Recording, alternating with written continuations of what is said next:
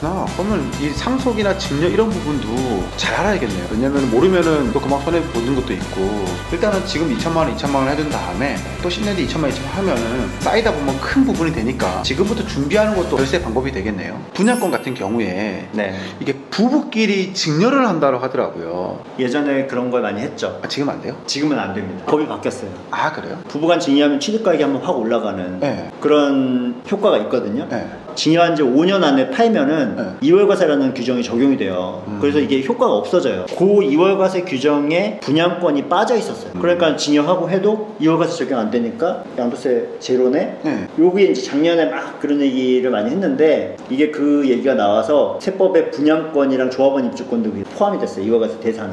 근데 요거에 아직도 틈새가 있어요. 부동산은 안 되는데 주식은 돼요. 대한민국 주식은 우리가 거래할 때 대주주 아니면 양도세가 없잖아요. 해외 주식 거래하시면 우리 22% 양도세 내거든요. 만약에 내가 1억을 샀는데 이게 6억이 됐어. 그러면 이제 5억 올랐잖아요. 이거 팔면은 양도세 22% 내야 되는 건데. 네. 그때 배우자한테 이 6억을 증여를 해요. 그러면 배우자의 취득 가격은 6억이 되죠. 그 다음에 배우자가 이걸 팔게 되면 양도세가 빵이 돼요. 배우자 증여도 잘 알아야 돼요, 보면은. 배우자 증여가 굉장히 중요하죠. 특히 양도 차익이 커지게 되면은 배우자한테 증여해서 이 취득가액을 올리는 게 나중에 양도세를 많이 줄일 수가 있어요. 이 배우자한테 증여한다는 게 정확히 어떤 거죠, 그러면? 예를 들어 내가 10년 전에 네. 산 땅이 있어요. 그때 1억에 샀는데 지금 이제 한 6억 된 거예요. 그럴 수 그러면은 이제 지금 팔면 5억에 대한 세금을 내야 되잖아요. 그렇죠. 그건 비과세가 없으니까. 네. 근데 뭐 당분간 내가 팔 생각은 없어. 그럼 배우자한테 이제 이거 증여하는 거예요.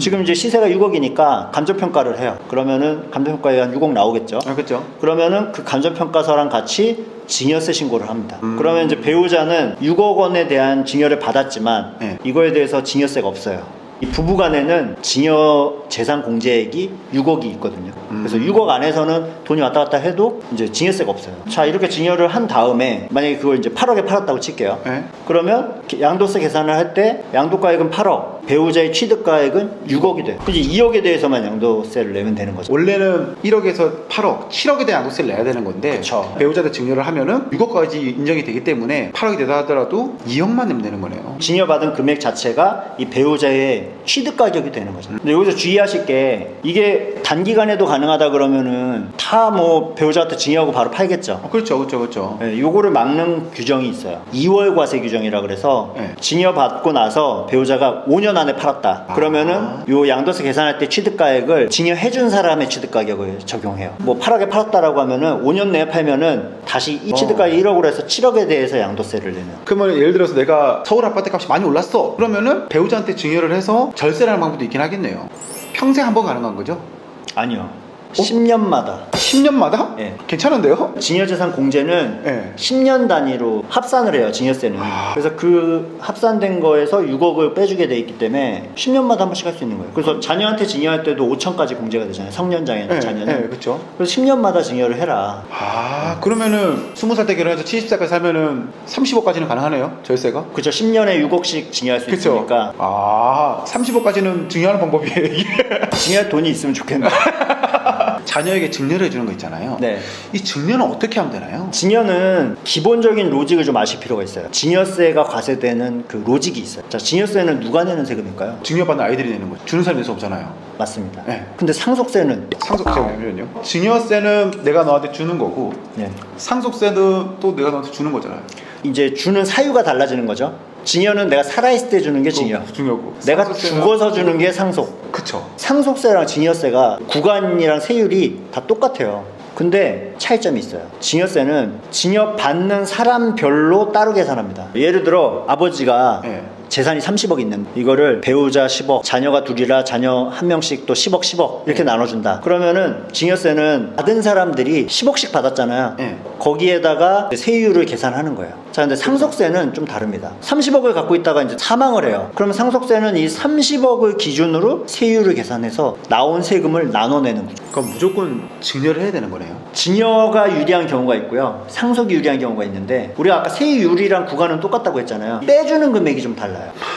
그럼 어떻게 해야 돼요 그러면은? 우선 증여세 부분부터 좀 설명을 드리면, 증여세는 받는 사람이 낸다고 했잖아요. 네. 그래서 여러 사람한테 쪼개주면 쪼개줄수록 세금이 줄어듭니다. 미성년자의 경우에는 이제 2천만 원까지 빼주고요. 그리고 성년이 되면 이제 5천만 원으로 늘어나요. 그럼 태어나자마자 예. 2천만 원 해주고 12세가 됐을 때 2천만 원 해주면은 총 4천만 원을 줄 수 있네요. 그쵸. 태어나서 2천, 네. 10살 때 2천, 네. 20살 때 5천, 30살 때 5천. 아 10년마다니까? 예. 아. 그럼 30살까지 이제 1억 4천을 줄 수가 있겠죠. 오 그렇죠. 세금 그렇죠, 없이. 그렇죠. 그런 구조인데, 여러 명한테 나눠주면 나눠줄수록 각각이 받아가는 세금 그 금액이 작아지니까 그렇죠. 공제액도 다 한 번씩 받을 수 있고, 또 세율도 1억 이하는 10%예요. 1억 초과해서 5억까지 또 20%. 그래서 한 명한테 몰아주면은 세금이 확 올라갑니다. 여러 명한테 나눠주면 나눠줄수록 세금이 줄고. 그리고 이 증여세는 상속세랑 연결이 돼요. 예를 들어 내가 증여를 했어요. 근데 증여한 지 10년 안에 내가 사망을 합니다. 그러면은 상속세를 계산을 해야 되잖아요. 네. 그때 10년 안에 증여했던 금액들을 다 합산해요.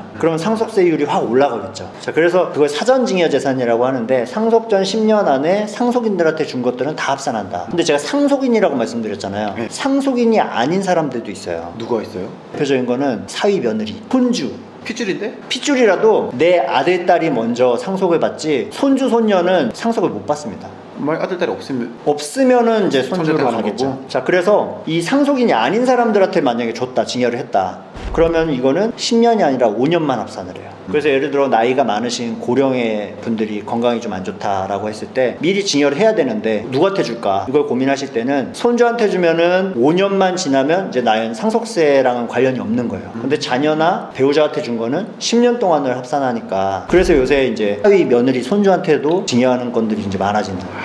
그리고 여러 명한테 나눠주면 줄수록 이제 증여세는 줄어드는 구조이기 때문에. 그렇구나. 그러면 이 상속이나 증여 이런 부분도 잘 알아야겠네요. 왜냐면 모르면은 또 그만 손해 보는 것도 있고, 저 같은 경우에도 이제 저희 애들한테 2천만 원씩 해주긴 했거든요. 일단은 지금 2천만 원 해둔 다음에 또 10년 뒤에 2천만 원 하면은 쌓이다 보면 큰 부분이 되니까 지금부터 준비하는 것도 절세 방법이 되겠네요. 또 자녀가 2천만 원을 증여받고 그 돈으로 자녀가 이제 뭐 투자를 통해서 또 불려나가는 부분은 별도의 증여세가 없거든요. 그래서 많은 분들께서 2천만 원 증여한 다음에 이제 우량 주식을 사놓는 경우가 많은 거죠. 네. 근데 주의하실 게, 반드시 그 돈을 증여하실 때 증여세 신고를 해두셔야 되고요. 안 그러면 이제 차명 주식으로 볼 수도 있어요.